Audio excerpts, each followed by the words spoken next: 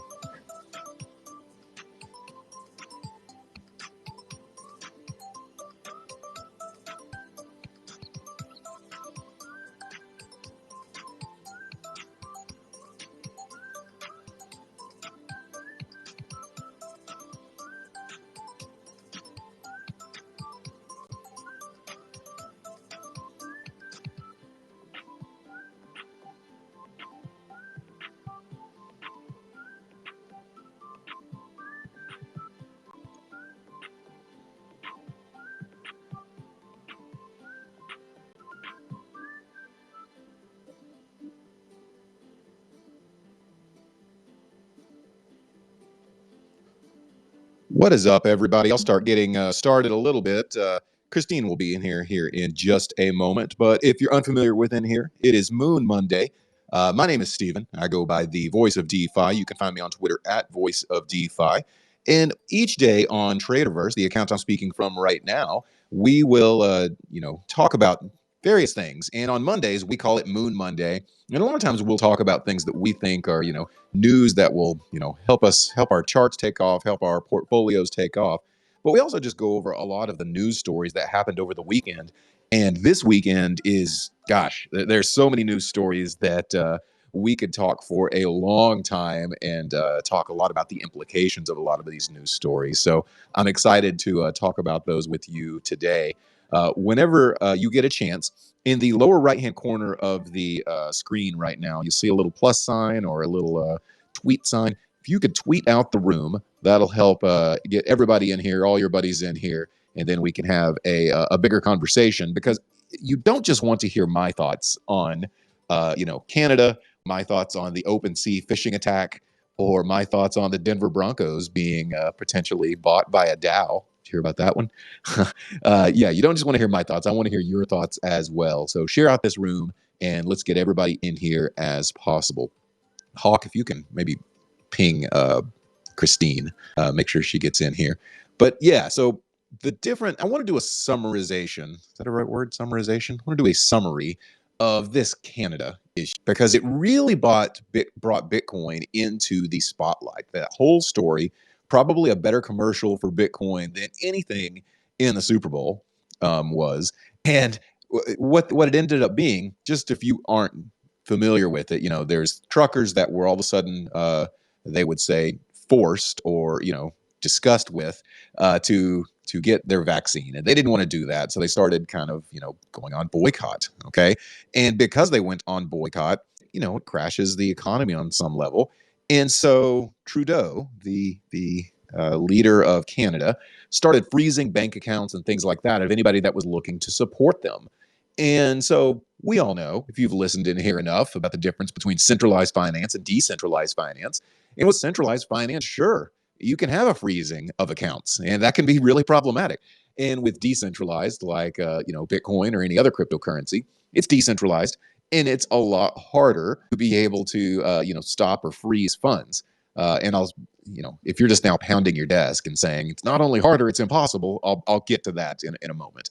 But yeah, so that's what they did. They froze the bank accounts of people trying to support this convoy, and then you started getting a lot of people wanting to donate to their cause, but in Bitcoin, in cryptocurrency.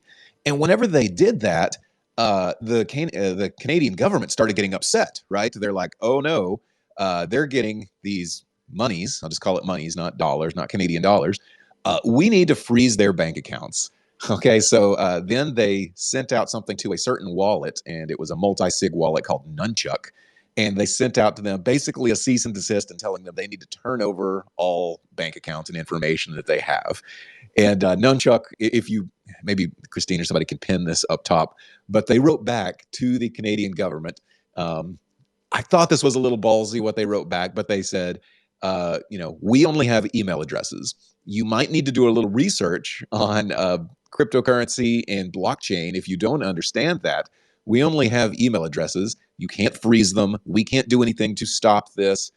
Then it said, Nunchuck has always been here to be able to, and I'm summarizing here, I'm not just reading, but Nunchuck has always been here to be able to serve you and our customers. And this was their zinger at the end.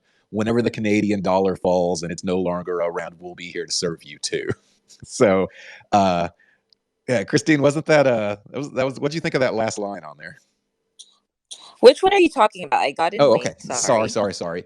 It's the Nunchuck response to the Canadian government. Did you read that over the weekend? I was not able to read Oh it. man, let So me. you summarizing this is great for me.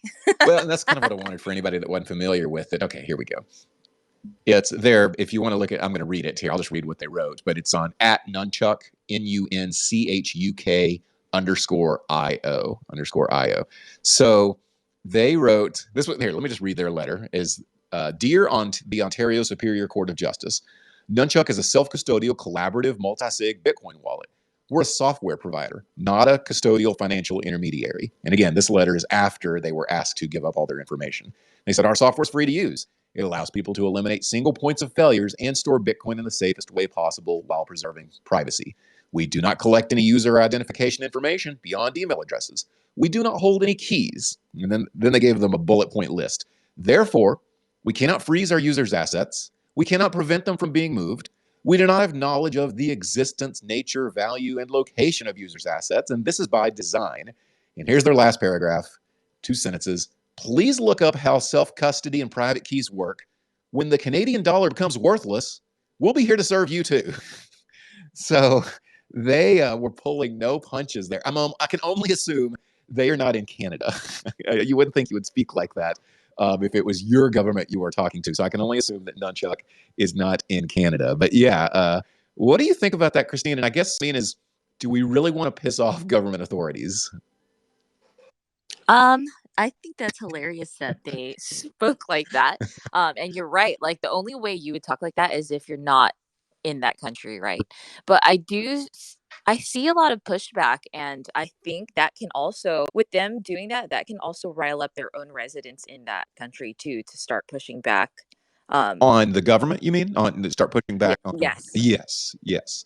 So, it's much like in the States where a lot of people kind of choose a side. I'm in the southern part of the U.S., and certainly there's, at some times during the pandemic, I felt like, oh, if you go outside with a mask, you're thought of as one of them, and if you're going outside with a mask, then you're thought of as one of them. It was like choosing sides. And now with this vaccine stuff, and now with the trucker, boycott, that has become the case in Canada where people are wanting to support them and they're supporting them with Bitcoin. But here's what Canada has done. And this was where earlier I was saying they are able to freeze some amounts is they started going to, your off ramps, Coinbase or any other bank that would deal with an off ramp. And they're stopping them from converting it to Canadian dollars over there to fiat. Now, I've already thought about how they could get around this if they wanted to. Is it take a rich person with a lot of cash, a lot of Canadian dollars, and just buy the Bitcoin, in real life, in person from them. And maybe that's happening. Maybe that's absolute. Maybe I was trying to think of rich Canadians. Bieber, right? Isn't he a Canadian? I don't know if he wants to get involved, but yeah, that's one way that they could get around that if they wanted to. And I'm not necessarily speaking on any side there of the convoy or where things stand. However, I will say that this has really shined the light because I've had people come to me in real life and say, what is this about they can't freeze accounts with Bitcoin? And it's like, it's really helped like start that conversation. Right. It opens that up and then we can onboard everybody. This is how we never know how you're gonna do it in this, but I think this could be a better commercial for Bitcoin or crypto than anything the Super Bowl even offered because hey man, politics is hot in the last like decade or so. It gets more eyes on it, it gets people more worked up. Just people really get into their politics. And now we've got crypto being a big part of politics. The problem is with crypto and Bitcoin that I see in the future is eventually the government's going to get sick and tired of this, of not having that control. And we've talked about that before on here. I just don't want them to overreach in an effort to get that control back. And there's nothing they can do to control it, to be clear. But, you know, what if you were outside the law for even possessing Bitcoin or something like that? Or Christine, what if you were outside the law for possessing your NFTs? Wouldn't that be a horrible day? Then call me a bandit because I ain't Oh, selling. yes. I'd have to call you guys and be like, help me, bail me out. Yeah. That's when Texas secedes. No, I'm kidding. Oh, yeah, I'm moving to Texas. Yeah. If they say NFTs are allowed in Texas, I'll be a cowboy. You know, Texas has become more and more friendly with just blockchain things. So it wouldn't surprise me if, and we talked about this earlier, if it's a federal versus state law thing. And normally everybody thinks, oh, Colorado is that's the beacon. But it wouldn't surprise me if Texas was a beacon of blockchain based things. So yeah, we need to have the Texas Blockchain Council on here. I know we've talked about that before, but I would love to be able to speak with them. So yeah, what a story that is from Canada, and it's going to continue going, man. They are the people are not liking Trudeau. Now I'm saying this as an outsider, so if you're a Canadian and you're hearing this and you're saying that's not true at all, then yeah, I'll say it's the same thing whenever it's Biden and Trump and Hillary and all that stuff too. Sometimes what you hear from the outside isn't always what's going on the inside of the country. But from the outside, I can say that it is a hot button in Canada, and it's really got people thinking about crypto quite a bit. And I guarantee you, some people have gotten wallets that never have had them before, just because of this. We will get to OpenSea in a bit, by the way. If y'all are wondering, like, when's he gonna talk about the phishing attack of OpenSea? I'm not gonna let that get away from us. But I want to talk a bit about a sporting topic. Christine, did you see that the Denver Broncos are being thought of to be purchased by a DAO? Are you in? What? No. I'm going to go look in a Slack message, and I've got the article if you want to tweet it or something. But it says crypto enthusiasts are forming a DAO to buy the Denver Broncos NFL team. So is that possible? Here's why I say I will totally buy into that. I would too. Okay, well, you've got a chance. It's on CoinDesk, so this isn't like some fly-by-night article. Here's where I say it's not possible. Okay, so first of all, the Packers are already owned by a co-op. If you didn't know that basically the city of Green Bay owns the Packers. So it is done on some level, but I don't know about all, but maybe a majority of current owners have to approve any new ownership. Okay, so if they have somebody that is, I don't know, they think too hot to handle to be an owner in the NFL, because as you know, that brings a lot of notoriety, then they could say no. So would they say no to a DAO buying the Broncos? I say they would. I think they'll say no, but if you come with the right number, anybody sells. Yeah, but it can be sold. Like whoever owns the Broncos now, I don't know. Whoever owns, yeah, the person wanting to sell could sell. I'm just saying the NFL is in the rest of the owners could veto that, and even though you want to let for an amazing number, you might. Oh, so the rest of the NFL has a say in it? Correct. In other owners. So I'm trying to think of like a hot button owner. I don't want to say Trump. Somebody give me another rich person that everybody. What's the one that owns the Mavericks? Cuban? Yeah. They'd take Cuban. They'd take that in a heartbeat, I think. I think, yeah, they just got to get the right person to represent the DAO. That's no, okay. If they get the right, now you're talking. A responsible person. Yeah, if they get the right person to represent the DAO, then that could totally be possible, because one is it's like people don't say no to money at the end of the day. If it's the right number, okay. Like the other founders, they're going to be, or the other owners are going to be like, yeah, no, we don't want crypto having whatever. Like, just like how people were kind of weren't agreeing with crypto.com buying Staples Center. But when they heard about how much they paid for it compared to how much Staples has been paying, they were like, oh, well, that's great. Like the food has gotten better in the Staples Center. Like $700 million did a whole lot of difference compared to the $100 million that Staples has paid over the last 20 years. Yeah, that's first of all, I didn't realize the concessions have improved at it got so much better. Really? That's interesting. Yeah, so I think you're right. I didn't even think about what you guys were saying. If there was a good representative for the DAO, and call me Denver Broncos DAO, I'll be a representative. I feel like I could be a respected person. I can keep a respectable name. Anyway, the amount is $4 billion, by the way, for this DAO. So they've got a lot of money to raise, but that's how much this DAO is aiming to raise, is $4 billion. Oh, and here you go. The effort is being led by, they have a figurehead already. The effort is being led by Sean O'Brien, a 10-year veteran of Cisco Systems legal department.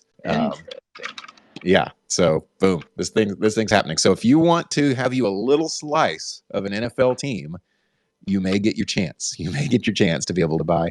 I'm sure you guys have seen before that The Simpsons predicts things happening in the future. And I'm a Simpsons fan, so I know a lot of their library. And obviously, Dow didn't buy the Broncos and the Simpsons, but there was one episode where Homer Simpson met a very rich guy, and Homer confided in him that it was his dream, it was Homer's dream to own the Dallas Cowboys. So he wanted to be the owner of the Dallas Cowboys someday. And the very last scene of that episode, right before the credits come up, he opens the door and there's people playing football out in there with a note. And they give him a note, and these people playing football are in blue and orange.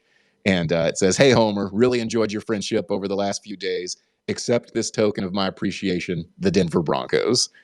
And Homer sees the note, closes the door, walks back in, and just says, "The Denver Broncos."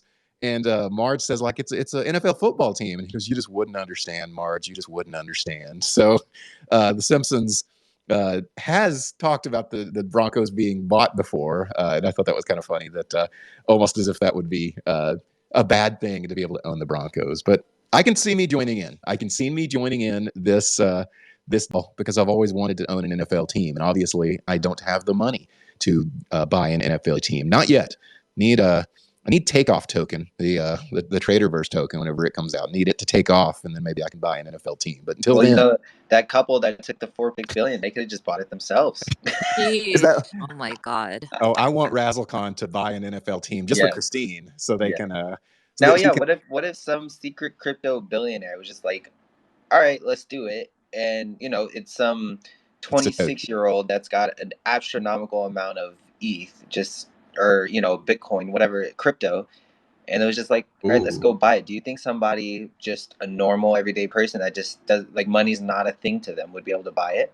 You mean the DAO or just No, like they just, for the Broncos, like, or they want to buy a team, right? Is I think that they possible? Could. Like, what? I wonder how that would go. It's just like you said. I mean, money speaks. So yeah, you could have, let's say you had $10 billion in Bitcoin, in anything, any crypto you want, Shiba, Doge, and then you could just say, "Hey, I'll convert this to fiat." Man, that's a capital gains tax there. But I'll convert this to fiat, and I can buy it. As long as you're approved as an owner, then you're in. Sure. Here's my question. Let's say the same person said, "I want to run this thing basically anonymously, and I'm going to put." They want $4 billion for this Broncos raise. If they put in $3.75 billion worth of ETH into this DAO, and basically became, a completely centralized source of what's supposed to be a decentralized autonomous organization. So yeah, would that happen? Could that work? Jeez, I could see some people dumping a lot of money into this. I mean, because everybody's long-term goal is to create generational wealth, right? I mean, as long as the DAO, that's the thing too, is you're hoping is that the DAO stays together. There's no problems, right? Like, it doesn't fall apart. Then what happened? Who owns it? So those are the things that you have to think about when putting into a DAO like that. And then, right, it's like, what happens, like, how is the profits going to be split up? Is it by percentage? Is it by, I don't, how would that go? Sounds like the DAO should decide that. Sounds like the DAO could discuss that. Yeah, as far as like generational wealth and what you're talking about, you're buying an asset, you're buying a sliver of the Broncos, and to me, that's an asset that I feel like is not going to depreciate over time. So I would feel good buying into some of that, because I don't think, and maybe you'd get dividends, just like you said, of revenue or profit. Cool. Yeah, it would be cool. Here's the thing. We've talked about this. Scroop's not in here, and he's always my anti-DAO guy on here. So I'd be interested in hearing his thoughts. But I can see some downsides to this for sure. Will small holders, will the person that owns, $1,000 in the Denver Broncos really benefit from it? Or will they, because that $1,000 might be worth, $1,500 later? I don't know. I can't answer that of how it would appreciate. But I want this to go through of course, I want the whole DAO to go through. I want the Denver Broncos to be owned by a DAO. But if they don't, I want it to go to the very 11th hour, kind of like Constitution DAO did, where they lost at the auction. I want them to raise the money, and I want to just see how it plays out, because this will be, first of all, somebody that reports on stuff like this on this show and other shows. I want, it gives me good talking fodder, if nothing else, to be able to discuss things. All right, we got to talk about OpenSea. Anybody in here? First of all, we've got all new icons. We got all new emojis here. Anybody want to throw up a heart or 100, depending on what you still have? Is anybody in here lost an NFT over the weekend due to the OpenSea phishing hack, or attack, I should say? Anybody in here? Looking. I don't think anyone has 100 anymore. It's all hearts. It's Is all it all this. hearts? Well, I some think people so. aren't updating their Twitter app. Some people don't have a choice. I didn't have a choice in this. I didn't have a choice either. But if you turn off some people have their auto updates off. Mm. Oh, look at Hawk. Oh, Look at he Hawk. does have it. I hate you, Hawk. Hawk's got 100. Oh my goodness. Well, And he's he has showing a us. fist, right? Oh, he has a fist too. Yeah. We're all supposed to be offended by that fist and that 100. So yeah, he's keeping it real with his old school, out of date Twitter app. But yeah, you don't get a choice if you. Oh, Yeah, look at, he's fisting us. Whoa. And that's why they had to remove it. Yeah. So yeah. So when it came to the OpenSea thing, so they basically said it was a phishing scam and it wasn't their fault, right? Yeah. Correct. So, That's what they said. Yeah. So basically, it's the people that's affected. There's nothing. They basically just like, it's not our fault. We can't help you guys, right? Correct. Yeah. That's exactly. Well, at first it was said it's a hack and it's an exploit in their migration. If you're not familiar with OpenSea and what they've got going on right now, they're migrating. So if you had any listings out, you had a couple of your NFTs for sale, then you had to migrate contracts over, and you had to hit a little button on their website that helped you migrate over. So it was thought at first that it was an exploit in that migration process. But then it came out, no, this is a phishing email that is going around that is asking people to migrate in the email, but it's not OpenSea that it takes them to. It has them sign some other contract, and therefore, you're basically giving permission for whoever you've signed those rights away to be able to sell your NFTs for you, which is what you're granting to OpenSea whenever you're. But it didn't take them to OpenSea to do it. Correct. Wow. Right. Come on now. Yeah. Come on now. I know. Like, I'm sorry, but how many times? Yeah, how many times has everybody said, make sure if you're not being taken to OpenSea from an OpenSea email?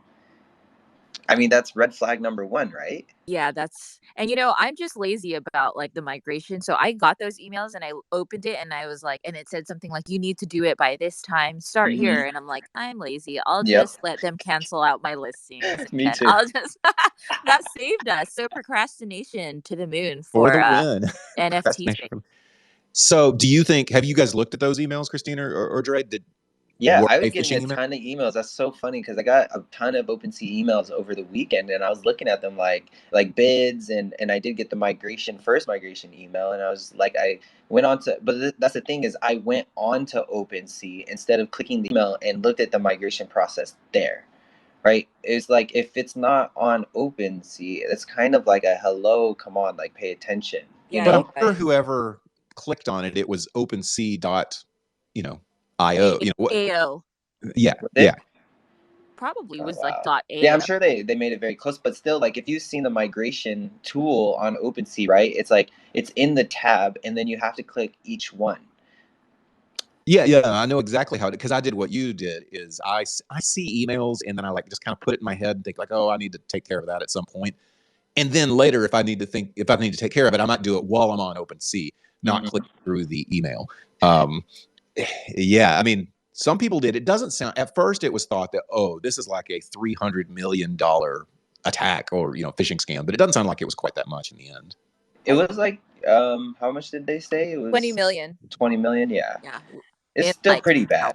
And I don't want to poo-poo 20 million, but it's not Razzlecon kind of stuff.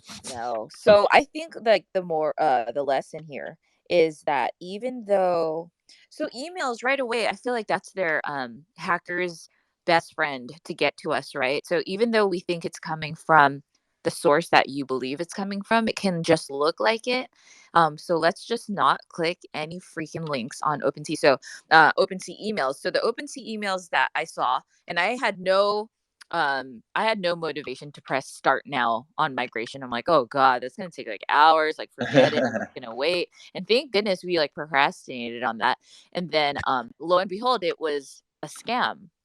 And even the OpenSea emails that says like, oh, you got an offer, you got an offer, you got an offer. I would never click from the email to be like, oh, accept offer or look into this. I would just go, like what Dre said, go to the actual OpenSea link and Yep. then like yourself. And then if you want to accept the offer, do it there. Like, I wouldn't do anything through email. Even when MGM, like, MGM, like hotels or whatever, like will send emails like, hey, you got like complimentary rooms. I just go on the app and then I log in. I don't even click links from the email because I don't trust emails. Like, that's So where you're the people get. gambler, huh? They invite back. They're like, we need to get her back. Right. They want to comp her room or something because they know she'll spend the money elsewhere. Man, I got platinum tier at Cosmo. They didn't invite me back. I don't even care, What? right? Uh-huh. Whack. Whack. So whenever I get an email like that, first of all, you guys are really good at being secure, because I asked you on the Super Bowl if you scanned a QR code and you said no for the same reason. So I'm impressed with you guys' security, because I I used did. my girlfriend's phone. I learned from Dre's mistakes. Yes, exactly. That's why I make them, so people can learn from my mistakes. Don't click on, sorry, my language, don't click on shit you're not supposed to. Yeah. Hey, that's put that on a throw pillow. That's some good like advice right there to remember, is just don't click on things. Just don't click on things that you shouldn't be. And on an email, let me ask this. Here's the question that's not being asked, I feel like. Where did they get the email list? Where did they get Right? that email list? And I feel like they specifically targeted certain NFTs that they wanted, right? Like they knew exactly which projects they wanted to go after. But I mean, I guess it's not that hard. Or actually, no, that is hard because there's no emails tied to your, like, that you can see from OpenSea. Is So there how emails did they? anywhere else, like Discord or any other social media that would be tied, like a Board Your Ape? Twitter, maybe? Twitter. Can you get Things. emails from Twitter? I don't think so. No, unless it's actually like listed in your contact form. But So I don't know. I'll play the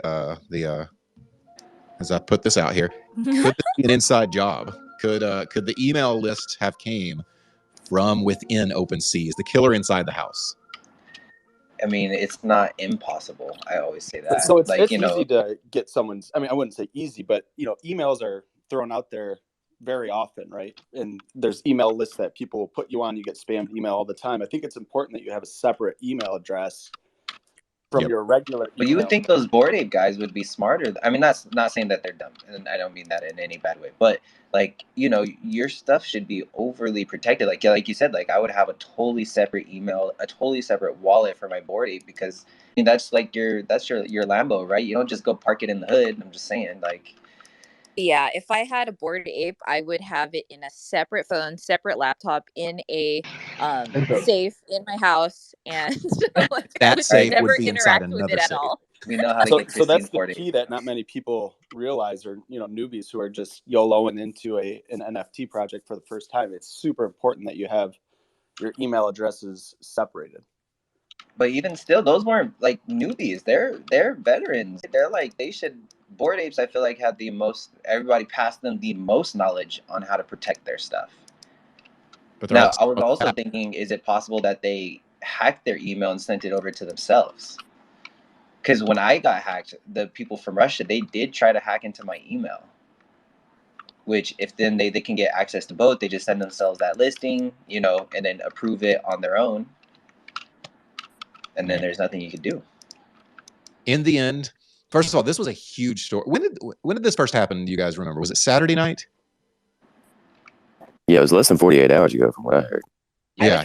I was screaming. I was in Vegas and my laptop was at home, right? And I'm like, oh my God, no, like OpenSea got hacked. Like, this is so crappy. Like, I can't believe it. Everything's gonna be gone. And then other concern was that Wyvern contract. I signed that contract. So I was trying to get clarification like, hey, I did sign a Wyvern contract and it did look weird to me, but I was on the OpenSea like actual website. And then the Wyvern contract, when I was selling something, it had a bunch of zeros on it and it said ETH this like zero, the contract 000, like there was tons of zeros, but I'm like, this is maybe part of the migration contract. And then I looked at the source of the contract. It said OpenSea.io. So I'm like, okay, signed 2 of them. So I tried to get clarification. They said, because at first people were like, everyone that signed that Wyvern contract, you're effed. Like they're going to jack you allowed Oh, I access. did see that. Yeah. Yeah, so I was freaking out and I'm like, oh my God, my freaking laptop is at home, whatever. And then all of a sudden they're like, oh, no, that was OpenSea's contract. The only Wyvern contract that was messed up was the one from the email. So I was like, dude, this is the problem in this space, is that everyone just opens their mouth without getting fact. We all just jump on it like, oh, I heard this, I heard that. Yeah, for sure it's this. And then the answer comes out 10 days later. Right. And it's a little bit of not just the person that opened their mouth's fault, but it's a little bit of our fault for being like, oh, yes, definitely. It's an exploit from the Wyvern contract. So it's, the problem may lie within for there. Here's another thing is if they did get that email list, whoever the hackers were, sent it out to everybody then clicks on it. But the people that click on it, like you signed the Wyvern contract, Christine, and you said it's not real clear what you were approving, right? I mean, it didn't like say it in plain English. It said it in, a bunch of zeros, like you said. I mean, it doesn't sound like you really knew what you were approving, except you just kind of knew what you were doing because it said migration. Yeah, and then I was scrolling through it, right? Because we've had a little bit of basic teaching on how to look at like a contract questionable, totally questionable, by the way. It was red flags all the way, but the open source, like the source was OpenSea.io. And because I was on the actual link and then it was from OpenSea.io, I even clicked out, like I rejected the contract a few times and had it come back. And I'm like, okay, this has to be the one, because they keep talking about this dumb migration and maybe this is how it looks. And yes, my fault, because it totally was red flaggish with all the zeros on it. But because it said that the source was OpenSea.io, I took that as a go. And they've been, making us aware that they're doing this migration. So I just signed it. So my understanding now, like currently at this minute, is that I'm fine because I didn't get it from the email and I just did it from OpenSea. But still, I do not know. So unconfirmed, but I heard in a space where they were saying part of this migration, part of the upgrades that they'll get from this migration is to put more of those messages in plain text to be able to allow you to know exactly what it is that you are approving. So again, unconfirmed. I'm not enough of a coder or developer to be able to know whether that's true in this new, if you wanted to look at the new code for the new contract, I don't know.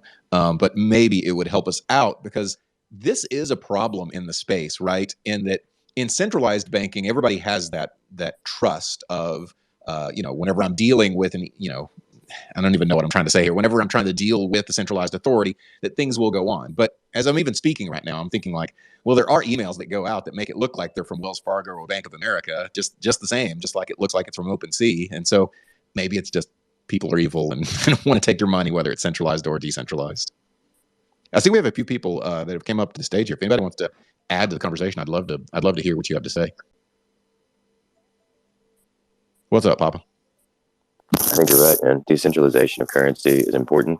I think that there's a lot more money in the world than there is in the United States of America or any particular country that you reside in. So a decentralization is important for broadening your reach, your net. But in the same token, people will use fraud as an opportunity to come up in that area, just like people will use art and love. They'll use hate and evil. So you gotta be prepared for that. And somebody mentioned do your own research and due diligence on any project. I'd agree 100%.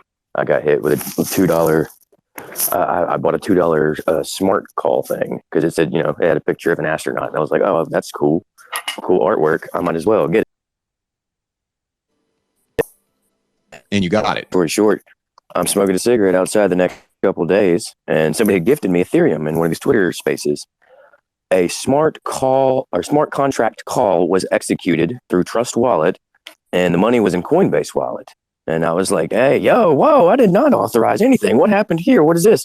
a screenshot of the notification. I go in there and it's like, oh yeah, you sent 60 something dollars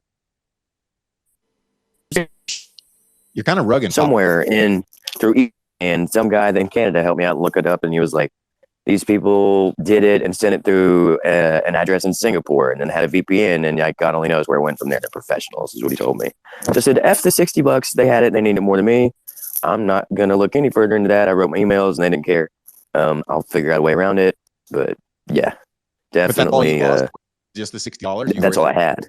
That's all I had. But I'm not a big investor or anything. I love the idea, but I'm not financially there yet. I got but you. Yeah, that's what they got me for. So, me at $60 doesn't want that to happen to you guys at 6,600,000, whatever you guys got invested in Ethereum or in your wallet somewhere.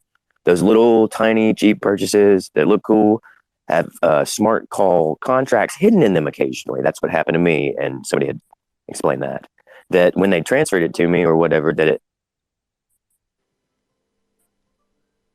end of it hidden in the code, there was a yeah, exactly. I think what your story just reminds me is you need a transactional wallet. If you're going to buy things, with your crypto online, you probably need a wallet just for transactions. You just put in enough to be able to do those transactions.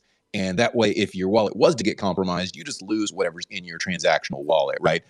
Your main wallet. Right. Yeah, think of it like savings and checking, right? Keep your savings in your savings, and then your checking, or I don't want to call it checking now, your spendable crypto, you keep it in a wallet there. That way, if it ever gets compromised, you get that there. That way also, if you own a Bored Ape, you own something that's a high value NFT, you could keep it, in cold storage where you're just not constantly transacting with it and, possibly making that wallet compromised somewhere. Stoney, you were about to say. That's exactly what I'd like to do. Let's get a hard wallet. You guys suggested that, and that's important. A hard wallet. Yeah, you get you a ledger or something like that. I've got a little nano ledger, and it's real good for just keeping for cold storage. But even if it wasn't that, if you just kept a wallet that, its own seed phrase, its own private key, and it's not the one you're transacting with all the time, that's probably good for storage. Something cold and offline though is preferred for sure. Stoney, you had your hand up, or you had unmuted yourself for a second. I wanted to hear what you were going to say. Yeah, thanks for bringing me up. I think so. I've been in the space of NFT since 2018, so it's crazy how now it's been so scammy. It kind of got overboard with this whole NFT scams with rugs, and then now it's like the phishing attacks. But Papa, I wanted to ask you a question. How this NFT that you purchased that triggered the smart call? Oh, I only heard a little bit of your question. On OpenSea. The NFT you purchased, was it on OpenSea or was this on a website? The one that triggered the smart contract call? Oh, OpenSea. I got pictures. I'll send you if your ODMs are open or whatever. It was executed at like 10:17 in the morning. I purchased it through OpenSea in a Coinbase wallet. Like, I'm a noob, dude. I was just like, okay, cool. Astronaut, fun. I like art. I didn't have any idea that it would be way bigger than that. Now I have 3 of those bots, I suppose. That's what I call them, sitting in my wallet. One of them, I believe, has been executed. And they keep sending them. I'm not buying them anymore at all. Obviously, I'm like, F that. I don't have money, first of all, but I'm not going to go with their project. I believe that's what screwed me.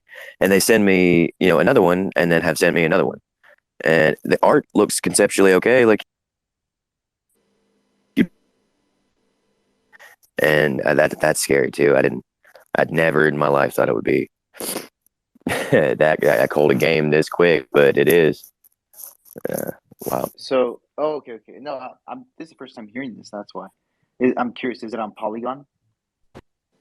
I want to say it's Ethereum network. It was a Binance thing. It's got unlockable content behind it. I don't know exactly. Hold on, I'm gonna go. Let me see if I can direct message you. Yeah, I could do that. Give me a second. I'm gonna cut my mic and I'm gonna send you some stuff. No worries. Yeah. Give me one second. If you interact with that NFT, it would call the smart contract, like on the website, or trying to do something in a third-party platform. I'm thinking that could probably happen, but if it's on Binance, I wouldn't know how that works. But that's good information. And me either. Yeah, you're asking the right question, Stoney, of just where was the compromise occurred? And we have no doubt that a compromise occurred, but I think Stoney's just trying to figure out Where did it occur? Did it occur on OpenSea? Because that seems a little odd. It seems that most things on OpenSea itself end up not having that. But if it was a third-party place, it's more likely. All right, this was, Yeah. I can't tell you what day I took this picture, but it says it's view on OpenSea, smart contract bot, astronaut with unlockable content, includes unlockable content. Ways to earn money on Binance Smart Chain is what it says. I flagged that post. I know, you know, behind it is a YouTube video that talks about making money through Pancake. Pancake swap. You're kind of rugging, so I'm not hearing everything that you are saying, but I heard Pancake. And that usually is Pancake Swap. It usually is BSC. Usually is a Binance. Ah, you said Binance. Now it's all coming together. Your chain was BSC. It was Binance Smart Chain, and that's yeah. You have to buy with BNB. I like Binance Smart Chain. It's very low fees, but it is filled with scams, and there's something going on. There's if Stoney, if you sniff around on this long enough, you'll find something there. Yeah, I'm thinking that unlockable content would, if that's the first time hearing that too, if that could trigger a smart call. Yes, the unlockable content can give access. If Scroop was here, he grilled me on that one before. He said if you touch the unlockable contact, is basically you're giving them access. Oh wow, then that was it. Yeah. So now anything that you guys get in your hidden wallet or little bots and things like that, do not touch them. Just leave them in your wallet, leave them in the hidden, and do not interact with those things. Yeah, that's good advice. I've gotten a few of those in the hidden, and some of them even look kind of cool. Yeah, but I'm not going to touch them. them. They do. Yeah, so they did that on purpose. When we say interact, right, and we're not supposed to touch these ones that are dropped to our wallets. And I agree, some of them look cool, some of them are weird. Like some people have sent me video NFTs of themselves, like being weird. Yeah, but okay. So when you guys say interact, like don't even click on it, or just are you talking about sell? No, any of it. I don't even touch them. I mean, clicking on it is just going to take you to the listing, which that is, I'm not telling anybody to do it. And if just for my personal reference, don't even click on them. But if you click on them, it takes you to the listing. That part is fine. As soon as you do the unlockable content or you try to sell it or any type of interaction between the contract, that's as soon as you give them access, right? Okay. Yeah. So it's anytime your MetaMask little window pops up and you're doing something of approving or doing something blockchain wise. Okay. Yes. If this makes sense, if you're doing something HTML wise, you're not really hurting anything. Yeah, you're just looking at it. Looking at it is fine. As soon as you approve anything to do with it, that is, you just open the floodgates. Ugh. This is why I like having these Traderverse spaces, because we're able to learn even little things like that. Like also, and if you guys, tell them about the revoke.cash too, Christine. Oh, Drake, go ahead.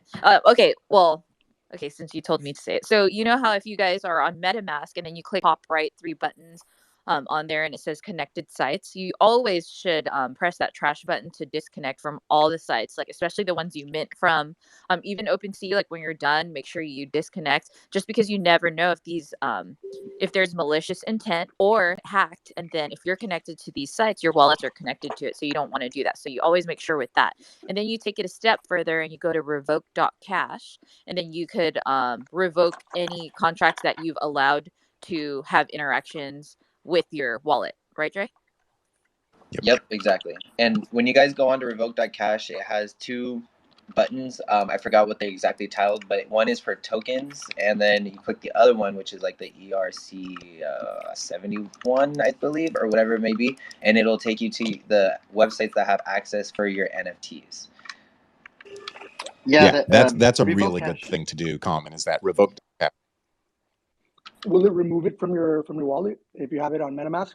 No, it's just gonna, like, if you've interacted with them beforehand, that gave them access. So like for the one that said that he did that beforehand, I would go on to revoke.cash and make sure that you revoke all access to them if you've given them access already once before. Because until you revoke that, they will continuously have access until you deny it. I want to cover I just checked the activity on my OpenSea, and they sent me another of the exact same picture that I sent Stoney. Another damn astronaut bot. Looks exactly the same. Yeah, see, they probably know it's like, oh, he interacted once, maybe he'll do it again. Right. Yeah. So I'm clear here. As long as I don't bother them, as long as they're hidden, and they just sent them like whatever, I can leave them there in the hidden folder, and they won't fuck with me. Is that right? Yeah. Yeah, Leave it just in the hidden. go to your revoke cache though, and make sure that you revoked their access if you gave them access the first time. I'm Right. gonna have to do research thank into you. that. And Stoney, if you don't mind sending me some stuff on how to do that, yeah, appreciate it. I want to go over real quick I what. found that Oh, go ahead, Augusto. no, I'm sorry. No, I was just saying that I found it very useful that before even buying, going to Discord just to verify number of followers, read on the contract, and just Sure. to make sure that they're legit in a lot of ways. I don't know. That's been up to right now. That's been the most useful thing that I've been able to find. Do you guys have Yeah, any other tips or any tools around that, or? well, Discord's a great place to look. Make sure they're not, botted. Make sure that they don't have Yeah. 100,000 members but no engagement. But what I wanted to go over is just like you're talking about us revoking something, and I'm not sure everybody understands what this means by revoking. If you, let's say, I told Christine to be my realtor and go sell my house for me. Okay, sell my house. I want to be hands off. Christine's going to go sell my house for me, and to do that, I would like sign over a power of attorney that just says, "Hey, Christine can sell my house. It's almost like it's her house. She can sell it. It's her house. She can sell it, and then I will get the proceeds from it." Okay, and then maybe even she'll get she'll get her 3% of the realtor fee for doing so. But so I've signed over that. Whenever you are signing with a third party contract, that's what you're doing. You are saying, I'm giving OpenSea access to my funds. I'm giving OpenSea access to my NFTs. And we trust them, right? Just like I would trust Christine with my house. Do I trust that? Yeah, I do. Uh, but yeah, just like I would do that, you go to OpenSea and you give them the ability to be able to interact with your wallet, spend your hard-earned ETH, and purchase an NFT. And then the same goes if you're trying to sell your NFT, you're letting OpenSea have that ability to interact with your contract. This is where we talk about revoking. If something ever goes along the way, you do that transaction, you want that transaction to happen, but you want to revoke it later whenever you're not actively using it. What's more scary, you may have forgotten what sites along the way that you've minted from, that because the same thing happens when you're minting from somebody's website. You're giving that website, you're signing off for them to spend your ETH to be able to get you that NFT. So you want to be able to revoke it later. So whenever you hear us talking revoke, I just want it to be clear and apparent what you're revoking. You're revoking that one time that you said, spend my crypto for me, spend my ETH for me. You're taking that away so they can't do it again. And particularly so, bad actors, malicious people can't do it again. Because I just want to say that because I feel like sometimes you hear things thrown about in spaces that you feel like everybody knows what they're talking about. So I just want to make it clear that that's what you're revoking. You're revoking the times that you said that somebody else could spend for you. Somebody else could spend for you. It's crazy. It's a And I know crazy. Christine touched base on that. No, I'm sorry. I was just gonna ask Christine, where is it that we go again to revoke it off of the contract? Revoke.cash. And I kind of wanted to do a walkthrough as well, Thank you. just because I know that's how I learn better. Like when someone tells me something, I'm just like staring at them like, okay. And then they're like, you got it? I'm like, no, now you have to sit with me and hold my hand to do this whole thing because I have no idea. So I went on revoke.cash, if that's where you guys want to go, to make sure that your wallet is no longer allowing wherever you connected to before to have interactions with it. And then there's going to be a toggle button that says tokens and then a toggle button that says NFTs. So you're going to want to connect wallet. That's on the top right. And then you could click connect and then check which tokens have access to your wallet. Mine right now, because I revoked it before, it says no allowances. And then you could switch the toggle to NFTs and then let that load. And then anything that's connected, you could revoke. So right now, oh man, I totally forgot to revoke some. Sheesh. I know. I was about Okay. to say that too. I got some on here. Oh no. Yeah, I you're thought you doing already it did too. this over the weekend. I haven't done it for a while. Okay, And and it we're does paying cost gas, guys, but it's Yeah. like $10. So, make sure you guys, it's worth it. Especially if it's like some if it's not like my psychedelics anonymous. Okay, I'm not too worried about that one, but I do have one in here that's like what the cozy penguin. Like, okay, I don't really know much about that project. That sounds scammy. Yeah, I just bought it just Not so because. cozy. Yeah, so I'm gonna revoke that one. Okay, you guys. So right now, because you guys know I love Ape MFers. So right now, it says unlimited allowance to OpenSea, and then it says revoke on OpenSea, unlimited allowance revoke. So do I just revoke everything? I mean, you can. Just as Dre said, it's going to cost a small amount of gas because you are interacting with the blockchain to revoke that access. But anything that you know, like I'm done using that, like Cozy Penguins or whatever that was, anything that you know that I'm not dealing with anymore, I would recommend just revoking the access. If you absolutely are not going to interact with that site or contract anymore, I would take it away. And if you guys think about it, right, we should revoke everything because you never know if that site will get hacked. Like right now, I'm looking at Ape Kids Club and I just revoked it because I just did that AKFC one and I forgot to revoke it. But you never know if these scammers will access a website and hope that people didn't revoke their contract from it and then to you. I was gonna chime in. People are. I mean, I've heard a lot about Revoke Cash, but if people are uneasy about the website because they're not too familiar with it, they can also use EtherScan. They just started a token approvals page, so you could go in there and actually paste your address, and you could see this exact same thing. I'm pretty sure on Revoke.cash, and you can see there, what approvals. But EtherScan they just started. It's new. I think it started last month. Hey, let me know how to do that if you don't mind, Stone. Yeah, so EtherScan, do they charge us gas or they do, right? Yeah, same thing. They do. Okay, Yeah, so it's an approval. So okay, so EtherScan, I guess I don't know how to do that, but we would go to where you said, and then it would show the list exactly like revoke.cash does, and we just revoke. yeah, because Revoke.cash, I don't know how who created that website, how long it's been around, but I know EtherScan has been around since the get-go. You go to EtherScan, you go to more, and then you go to tools, and you'll see it right there. It'll say token.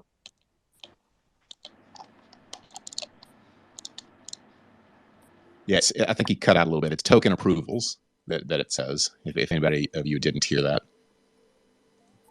Then you can put in your address. Yeah, you're rugging. But then you can put in your address, and then it will come up with all of the token approvals that you have. Like, I don't know if it's a security leak for me to say what I have here.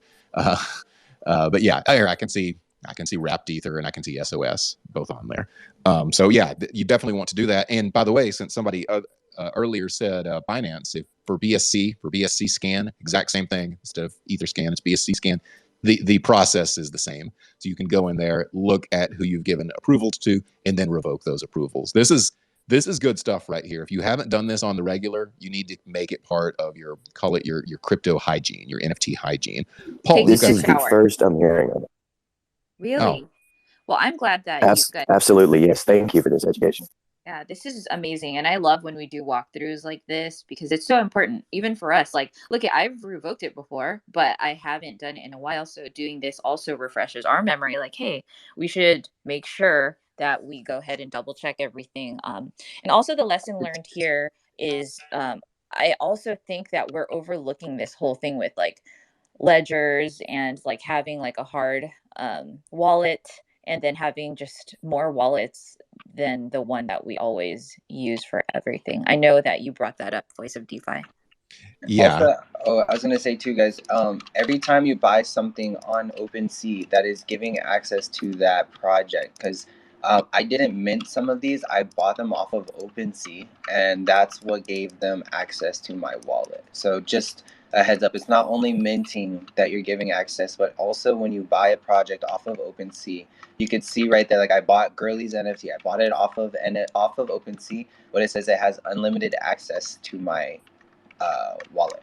Unlimited allowance. Yeah, unlimited allowance. Yes. Isn't that crazy? I don't understand that. See, revoke cash is so important in the EtherScan deal because, like I said, I'd never heard that you could do that. Never in my life. I'd never heard that. So this is why I come in here with you guys. Thank you. Yeah, you're welcome. It's so important. Like we need to like spread this because so many people, right? Drew and Voice of DeFi, when we first heard this too, we were like, wait, what? And we were all doing it. Like, how come we didn't know about this? And it's like, why is it so secretive? Like, we need everyone to do this. Like, we need to protect ourselves as much as possible. And then so it looks, as we move forward, it looks a lot safer too for people that we're trying to onboard. We're trying to make this like a thing. So it's not going to be a thing if everyone keeps getting scammed. Mm-hmm. We should make 12 holidays a year, and I mean this here on Traderverse. Let's make it to where like the first of the month or something like that is like security day or something where we all go, do our hygiene and we can talk about it on here. And I know it'll be used, but like the first of the month. So let's say, let me look at, does that even fall on a weekday? It falls on a Tuesday. So yeah, perfect. let's start making the first of the month our blockchain hygiene day, and just once a month we'll start going over that, and we'll do it ourselves on here, and then we'll encourage everybody else to do it. I think that would be really good for everybody listening. Yeah, I agree. I think we should. And sorry, Paul, I know your hand is up. What's up? What's up? No worries. So what is the website's not working when I put it. Revoke.cash. Yeah, Like revoke. CASH. And I just went to it. It should be up. I did have some trouble bringing it up over the weekend though. And yeah, well, that's because everybody was freaking out and trying to revoke exactly everything. right. They crashed the whole website, and gas was astronomical. So it's just there are. Sorry, Paul. There are other sites that do the same thing, but revoke.cash seems to be trusted at this point. It's just REVOKE dot CASH. Yeah, it's just a black and white screen. It just says revoke with the O being an Ethereum logo, and there's no graphics. It's pretty no frills. Yeah, nothing to see here kind of thing. But revoke.cash, I just spent like $90 in gas right now revoking all these ones I forgot about. Yep. There is, I just looking at that at the bottom of it, it has a learn more, and it said unlimited ERC20 allowances considered harmful. And there's a nice article. It looks like, I haven't read it, so don't come to me if you say this article sucks, but it looks like it's a pretty good review over why you're doing this, and even uses some screenshots to kind of help educate you. Are you guys doing it on your phone or your computer? Computer here, yeah. It should work on your phone also, though. But I'm on my computer, but it's not working. It doesn't. It just goes to Google. Oh, are you? It did that for me, but when I was spelling cash, CACHE, but it should just be revoke and then period, cash. Oh, you were doing cache like a cache of weapons, kind of a thing. A cache of like storage. So what is it, like cash, like money? Yeah, like money. Yeah. CASH. What the hell?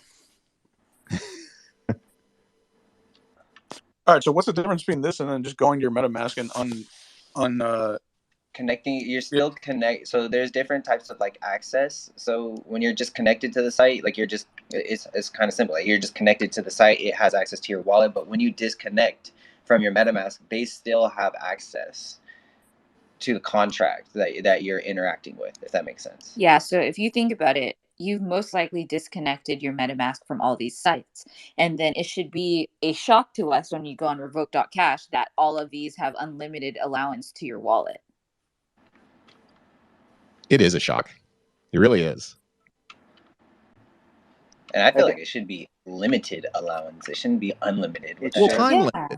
Time limited allowance would be nice. You know how like on OpenSea, you can say, I want to sell my NFT for, 2 ETH, and you can have time limits. And then whenever it runs out, you don't pay gas for it running out. That's part of the original message that you sent, is that it's only going to be a 2-week listing. I would like the permissions to be the same thing. I can't think of a reason why I couldn't do that. Yeah. All right. So what's good with the ones that just say like no allowances? You're good. Yeah, good. If it's no allowances, yeah, you're real good there. And that's what I have now. I have like a lot of listings of them, of a lot of different NFT projects, but it says no allowances because I've revoked that ability to have those allowances on there. What's crazy is I've revoked a few of them, and it's like, and I signed and paid the gas, and it's still there. Now that's concerning. Sometimes it might take a little time for it to go through. Okay. It's still a lot. Hey, let me just ask this. Okay, for no allowances, I bet you Dre wins. How many no allowances do you have on there now? Oh yeah, I'd like to know that. 1, 2. A lot. I can't even count them. Me too. Oh my. I've got a lot. Yeah, I don't even want to count. I just keep scrolling. What's our problem? Degen's times a million. Degen's. Why have I bought so many NFTs? I know. The big shocker was when we claimed our what was that? The SOS tokens and the gas tokens. I was like in shock. Like, no way. Oh yeah, Dre won that one too. He had like 15 ETH and gas or something. Yeah, that was good. That's pretty fun. Good. How do everybody make sure you check out this revoke.cash. Make sure you go to Etherscan and look at more into tool. Let me say it with me here. More and then token approvals to go into there. And by the way, in case we didn't say it, right above the little table there's a button that says connect to Web3. Make sure you're clicking on that, and that's how it'll connect to your wallet and see what approvals you have. So everybody do that. We're going to do this again on the 1st, or near the 1st of the month. Let me just say that. I just thought I'd hate to lose NFTuesday with our 2-minute shill. I really enjoy that segment that we do, but we'll do it near the 1st of the month. And yeah, I think it should be like a Twitter-wide thing. Everybody should think like, oh, it's a blockchain hygiene day, and we all clean up and clean up everything that we've done. So let's start doing that. So we'll do this again in just a little more than a week, and that way we can kind of see what we've learned. And maybe there's always new people in the space that can always be learning. We always want to be learning, by the way, in case you're just listening. TRADERVERSE, the account that I'm speaking from, it'll be a soon to be released social media network, like a full AV streaming platform where you can stream education, and you can obviously also consume any type of education and in video as well on there. So make sure you follow TRADERVERSE.io or TRADERVERSE.io, the Twitter account I'm speaking from, so you can see as that happens soon, because that's what we're speaking from, Monday through Friday here on Spaces. We talk about so many different topics, whether it be, OTC companies, which we had one here on Friday to do an AMA with, or NFTs or crypto in general. You'll want to actually be able to follow the platform that we're kind of talking about as well. So follow the account that I'm speaking from so you can do that. Until tomorrow, you can always follow me at Voice of DeFi on Twitter. You can follow Christine up here, and you probably already do follow her because the internet follows Christine as they should. So, all right. Until next time, I am Steven, the Voice of DeFi. We will be here tomorrow, speaking for NFTuesday, for the 2-minute shill. So until tomorrow at 23 hours from now at 17:30 UTC, we'll see y'all then. I love all of you. Peace.